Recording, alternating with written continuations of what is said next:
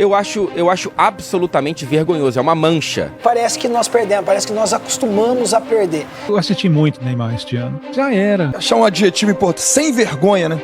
Os caras pipocaram pra Noruega, zaga do cacete!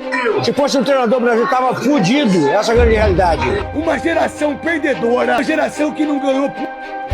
Neto detona a seleção brasileira após a eliminação vergonhosa para a Noruega na Copa do Mundo. As palavras duras refletem o descontentamento do torcedor brasileiro com uma geração que se acostumou a perder e que parece estar confortável com os atuais vexames da seleção. Um treinador completamente omisso e com uma tática safada deixou a seleção recuada contra uma seleção que tinha apenas um jogador de destaque. Fomos completamente vendidos, com um ex-jogador sem ritmo nenhum em campo.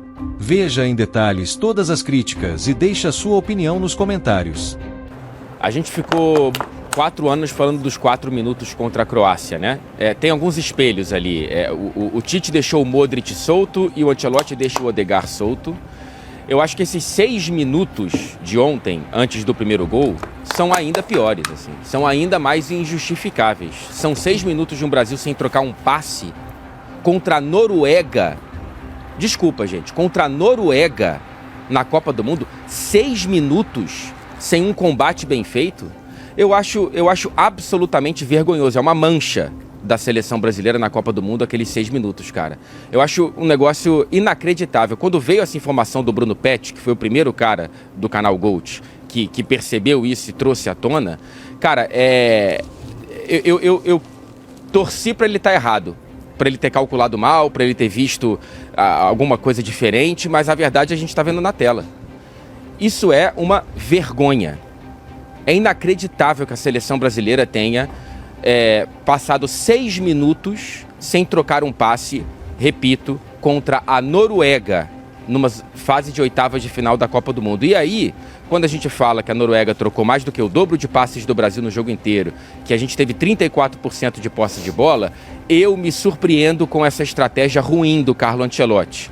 O Patrick Berg olhou para a estratégia da Noruega e, claro, ele ficou super feliz com a maneira, com o banquete que a seleção brasileira serviu para a seleção norueguesa. Aos jogadores e também, né, em geral, a nova geração. Seleção brasileira precisa ter ambição, tá? Precisa ter ambição. Eu vim de uma geração, talvez seja por isso que o Cafu tenha se tornado o maior lateral direito do mundo, né, do Brasil. Por tantos laterais que tinha na sombra dele, porque se ele vacilasse, os caras iam engolir ele. Entendeu? Então, talvez tenha sido por isso, porque todos os jogadores tinham ambição para vestir a camisa da seleção brasileira. No momento como esse, nós estamos falando que o maior artilheiro da seleção brasileira, numa edição de Copa do Mundo, foi Ademir Menezes, se eu não me engano, em 1950, com 9 gols, depois seguido do Ronaldo em 2002. Não é possível que num jogo desse o cara não tenha ambição para bater um pênalti, sendo o artilheiro da seleção brasileira, para quebrar recordes. Então, assim, você precisa ter ambição para ir para a seleção brasileira. É aquele momento, nós batemos na tecla aqui, como que faz para ganhar da Noruega, para não ser surpreendido, não deixa a bola chegar no Haaland. Cara, não é possível que você, na marcação, você não dê aquele algo a mais. Então, seleção brasileira é isso, Copa do Mundo é o algo a mais, é não se arrepender depois, porque não deu um carrinho, porque... Aí ficam falando do Neymar, o Neymar entrou nervoso. É isso que precisa a seleção brasileira, indignação, querer ganhar. E parece que nós perdemos, parece que nós acostumamos a perder.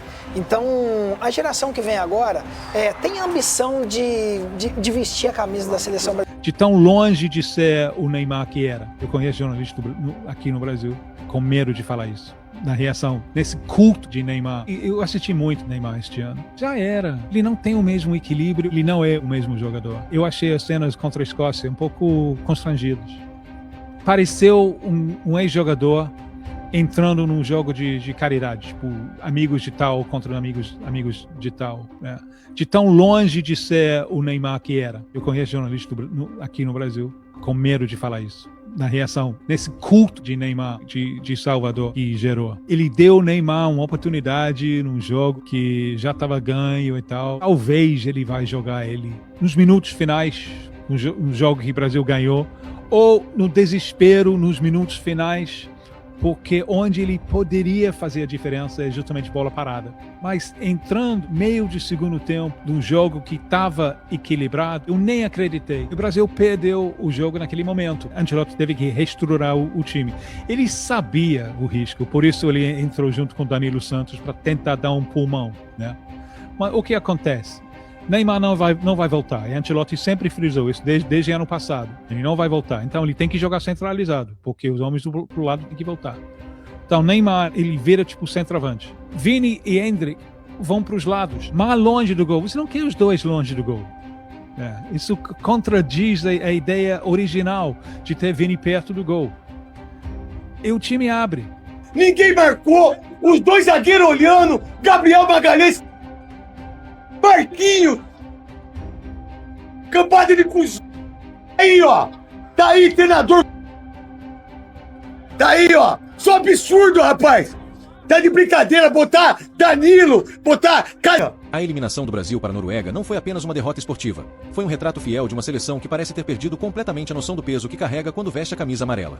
Não se trata apenas de cair nas oitavas de final, porque perder faz parte do futebol, mas da forma como isso aconteceu, da postura demonstrada durante a partida e da sensação de que, para muitos dos jogadores, representar o Brasil virou apenas mais um compromisso da temporada, sem o senso de urgência, de responsabilidade e de grandeza que sempre caracterizou as gerações vencedoras. A impressão que ficou é que existe um enorme abismo entre a história construída por Pelé, Zico, Romário, Ronaldo, Rivaldo, Ronaldinho Gaúcho, Kaká e tantos outros, e a mentalidade do elenco atual. Antigamente, vestir a camisa da seleção parecia um privilégio pelo qual os jogadores lutavam durante toda a carreira. Hoje, em muitos momentos, parece apenas uma extensão dos clubes europeus, onde o compromisso emocional é muito menor. O Brasil entrou em campo sem personalidade, sem imposição, sem coragem para controlar o jogo e sem a mínima capacidade de reagir quando a situação ficou desfavorável.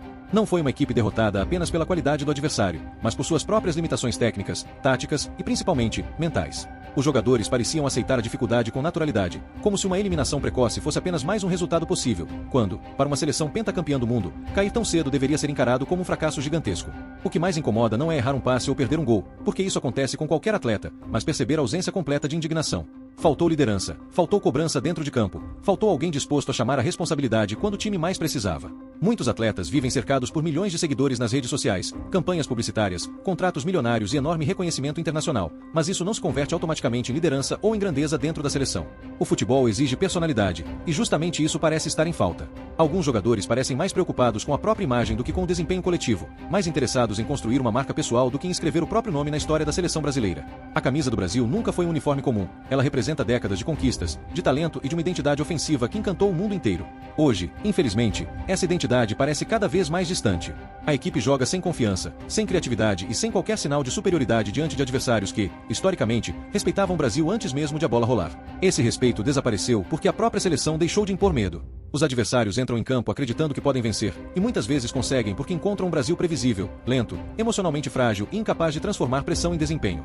Também não há como isentar Carlo Ancelotti das críticas. Sua carreira extraordinária no futebol de clube jamais o colocaria acima de qualquer avaliação quando o assunto é seleção brasileira. Um treinador é contratado para potencializar talentos, construir uma identidade e encontrar soluções nos momentos difíceis, mas nada disso foi visto. O time apresentou um futebol burocrático, excessivamente cauteloso e incapaz de criar mecanismos para superar uma defesa organizada. As substituições pouco acrescentaram, a leitura da partida foi questionável e a sensação era de que o Brasil estava sempre reagindo ao jogo, nunca comandando o que acontecia em campo. A seleção brasileira não pode entrar em uma Copa do Mundo para esperar o adversário. Ela precisa assumir protagonismo, controlar a posse, pressionar, criar oportunidades e transmitir confiança. Em vez disso, apresentou um futebol sem intensidade, sem organização ofensiva e sem qualquer plano alternativo quando a estratégia inicial deixou de funcionar. Isso também é responsabilidade do treinador. Não basta ter currículo, é preciso entregar desempenho. Da mesma forma, não basta convocar jogadores talentosos se o conjunto nunca funciona. O futebol de seleções oferece pouco tempo de treinamento, mas isso vale para todos. As equipes que chegam longe normalmente apresentam organização, disciplina e convicção, características que faltaram ao Brasil. Outro ponto preocupante é a aparente perda do entendimento sobre o que significa defender a seleção brasileira.